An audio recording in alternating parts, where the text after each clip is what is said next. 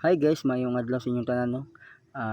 Nay nag-request ako nga bata na akong tutorial to ang katong video nga magduha mi. So tara, ato ang bato na sa hinay nga pamaagi para maklaro gyud. Let's go.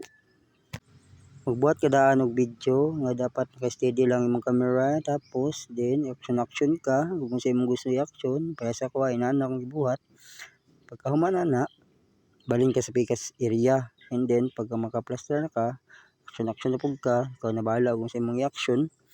Pero sa ko mo lang gyapon na siya, simple lang para dali lang. Ug kana lang ato na tas CapCut. Let's go. Second step, CapCut, new project. Tapos pangitaon mo tong video nga imong nahimo. Tapos add one. And then pangitaon nimo tong naka-plaster na ka. Tapos tap nimo na, delete nimo na pinakauna kadi naman na mapuslan. Tapos pangitaon na pud nimo tong pa-action na ka og balhin. Dapat dili pa ka ma-action og balhin, makat na nimo na siya.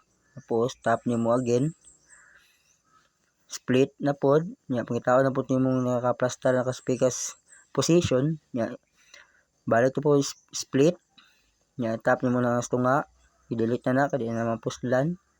Tapos tap na po nimo ni kaduha nga clip, pangitaon nimo ang overlay asa overlay ara ana siya nya, i-delete nimo daan ang watermark para dili makita dito sa long press nimo ng ilalom. Tapos butang mo sa pinakaunahan, balik ka sa tumoy, i-tap nimo ang ilalom, itaw mo split nya, i-delete nimo ang sobra, balik ka sa pinakauna.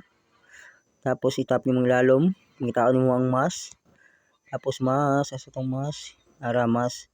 And then pangitaon nimo ng horizontal kana, pilion nimo na, tapos na ng linya, tuyokon nimo na duha ka gamit sa imong duha ka tudlo.